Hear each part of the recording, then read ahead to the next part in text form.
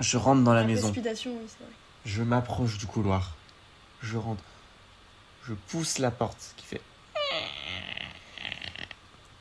J'arrive. Paf. Paf.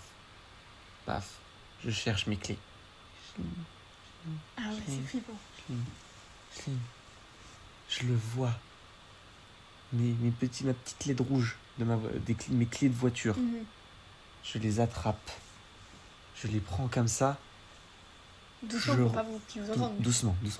Je les prends et je recule, pas après pas, sur le long craquement du sol. D'accord. Et là, qu'est-ce que j'ai vu au fond du couloir? Les fameux yeux verts que j'ai vus tout à l'heure.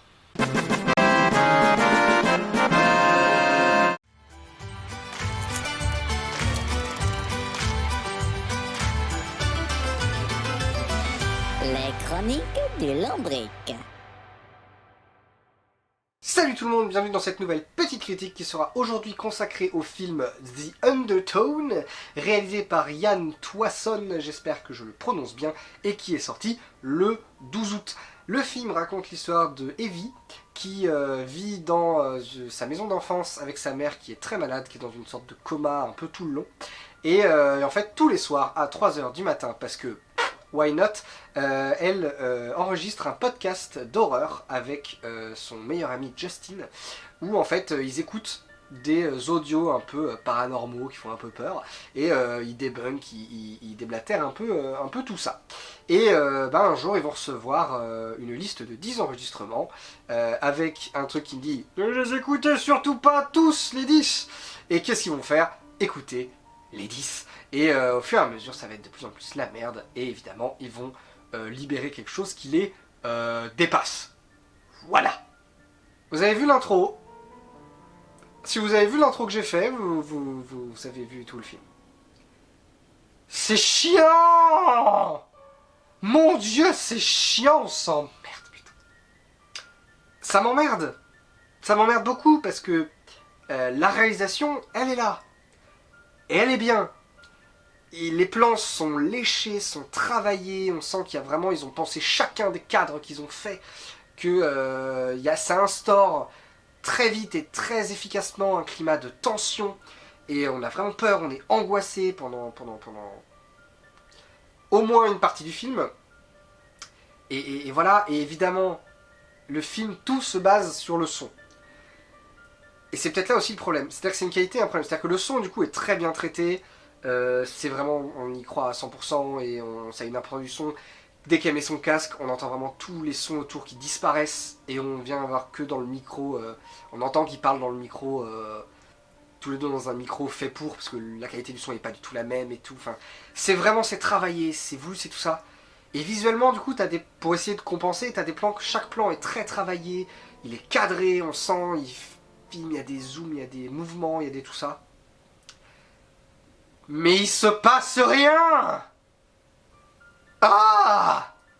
Tu passes ton temps, tous les plans du film, quasiment, dès qu'ils enregistrent leur podcast, c'est des plans où t'as Evie qui est dans un petit côté du cadre, ou tout ça, avec la moitié, voire les 2/3 du cadre, qui ne servent à rien, qui montrent juste un mur, ou une entrée, une découverte sur l'escalier, sur tout ça, et on te fait monter la tension sur « Ah, peut-être qu'il y a quelque chose qui se tapit dans le noir, peut-être que tu le vois mais que tu n'en as pas encore conscience, peut-être que d'un seul coup ça va bouger. » Jamais! Jamais ça ne bouge, jamais il ne se passe rien. Des fois t'as des zooms entiers sur... Elle est en train d'écouter un truc, t'as un zoom qui va passer à côté d'elle pour filmer un pan de mur, et basta, pendant 1 minute t'as ce zoom progressif sur ce mur, et après rien, tu passes à la suite. C'est nul. C'est nul. Au moins si ça essayait de jouer sur la pareidolie, le fait de voir des visages là où il n'y en a pas, ou des trucs comme ça. Mais non, même pas. Niet. On filme du vide. Ce qui fait que visuellement, on s'emmerde. Alors que la réalisation, elle est léchée, elle est travaillée. Mais visuellement, on s'emmerde. Donc tu pourrais écouter ce film en podcast, sans l'image, ça ne changerait rien. Rien ne changerait au film. Et tout le monde connaît cette fameuse règle du cinéma. A tell don't show. Non! Non, au cinéma c'est show don't tell. Montre, n'explique pas. Le début du cinéma, il n'y avait pas de son à part un mec qui jouait du piano devant. Donc, ton film, ça fonctionne, mais c'est une fiction audio, c'est pas un film. Y a rien à tirer des images. On se fait chier. Et bah c'est dommage d'avoir un concept aussi bon. Parce que le concept est bien, le concept de tout se passe dans l'audio, d'avoir un film d'horreur huis clos, assez minimaliste, parce qu'au vu des quelques plans qu'ils font et tout ça, le tournage a dû durer 2-3 semaines grand max, quoi. C'est pas grandiloquent, il n'y a jamais d'effusion de sang, de machin, enfin c'est très minimaliste.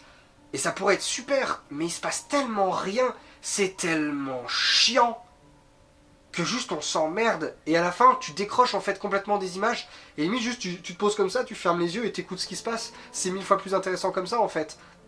C'est terrible, c'est vraiment terrible, et c'est très chiant, c'est chiant. Je le dis beaucoup, hein, mais on s'emmerde, bordel. Ça va être une critique rapide, hein, parce que j'ai pas grand chose à dire, forcément, vu qu'il se passe rien. Qu'est-ce que tu veux que je dise dessus? Il y a, en fait, le problème aussi, c'est que l'antagoniste du film, Abizou, qui est du coup le truc caché dans les enregistrements, on va dire, l'histoire est intéressante en fait, ça pourrait être un antagoniste qui fonctionne et qui fait peur et qui est bien. Mais non. Non, parce qu'Abizou est complètement inoffensif en fait. Abizou, il n'y a que dans le climax que Abizou fait quelque chose.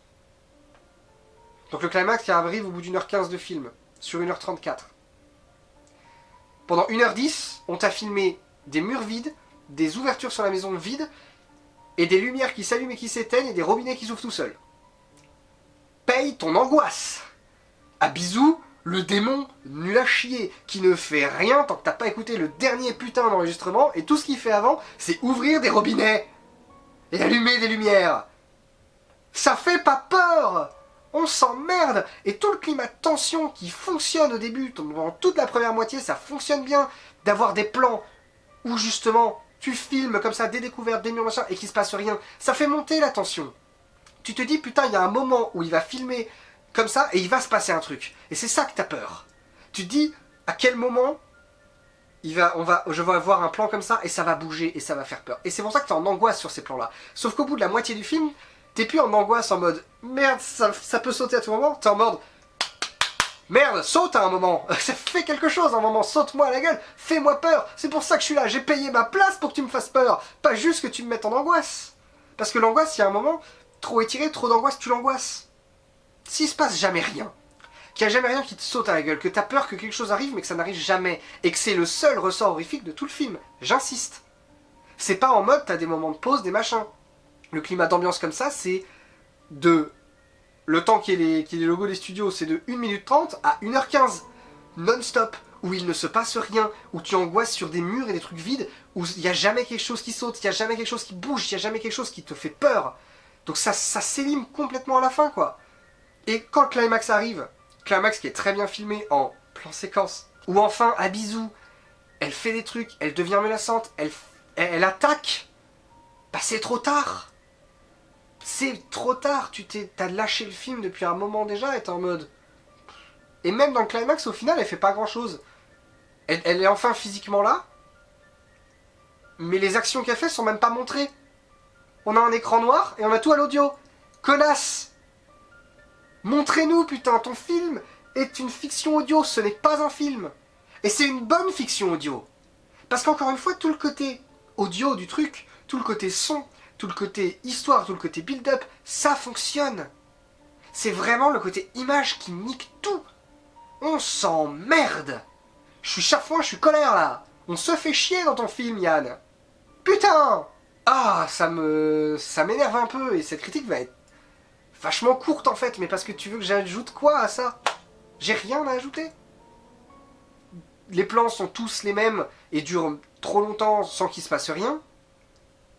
Les personnages sont pas tant attachants que ça. En fait, un bon résumé du film, c'est...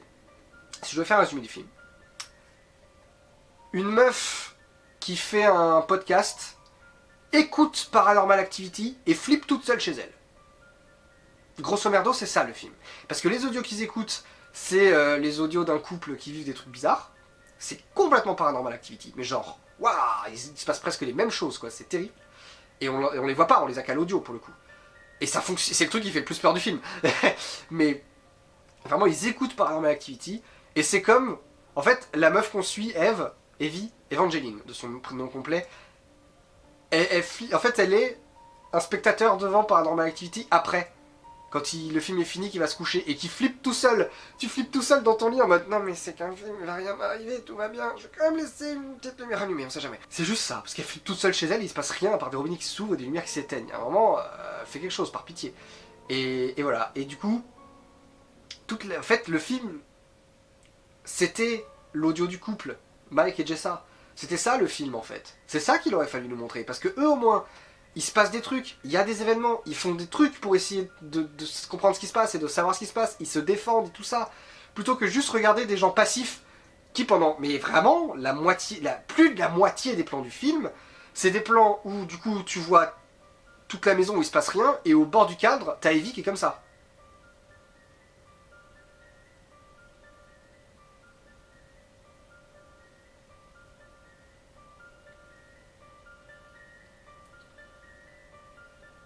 J'ai fait ça 10 secondes, c'était chiant à crever. Faut nous montrer des trucs à l'image aussi, faut pas juste... Si le but de ton film c'est de nous montrer des gens qui ne font rien à part juste écouter un truc comme ça sans bouger, bah montre-nous plutôt ce qu'ils écoutent.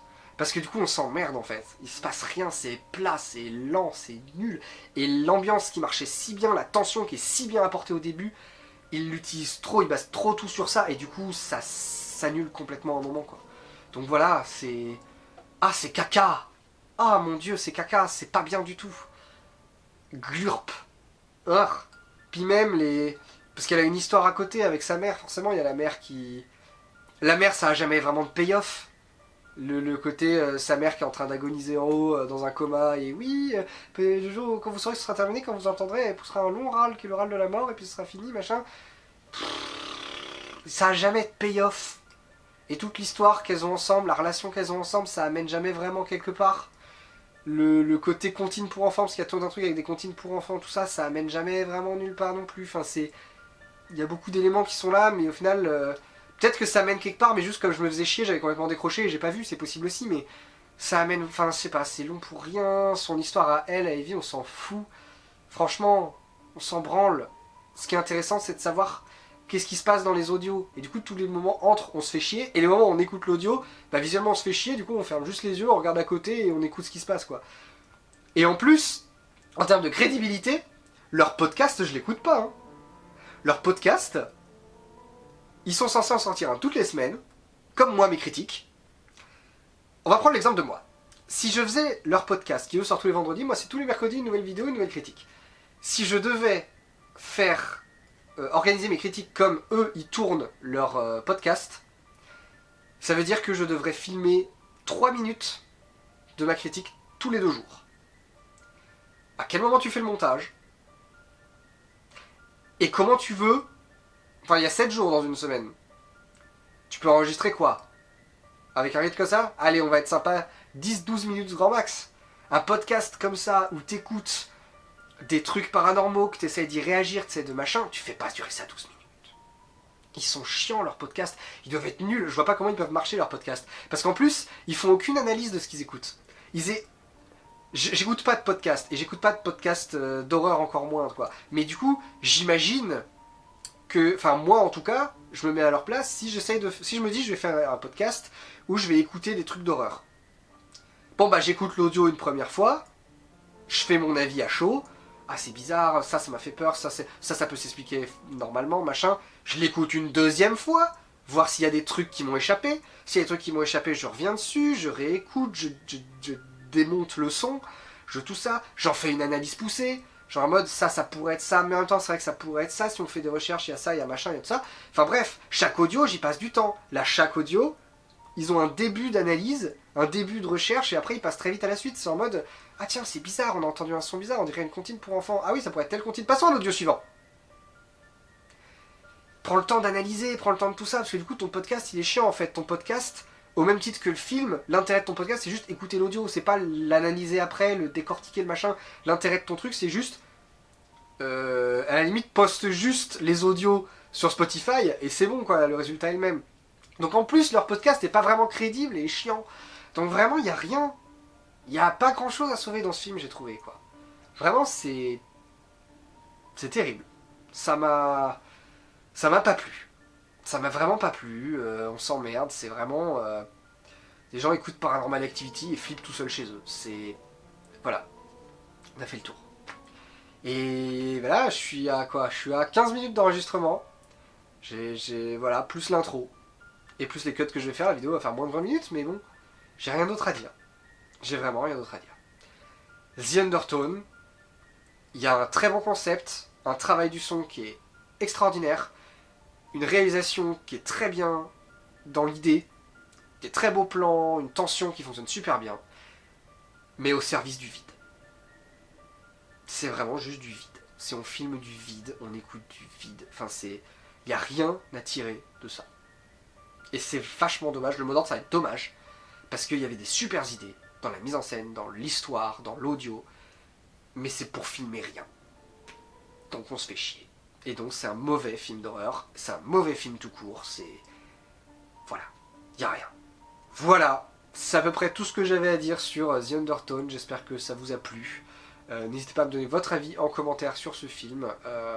Si ça vous a plu ou pas. Et puis voilà, et moi je vais aller regarder un mur vide, avec un peu de musique dans les oreilles, ça fera le même effet. Voilà, on se retrouve la semaine prochaine pour une prochaine critique, à plus.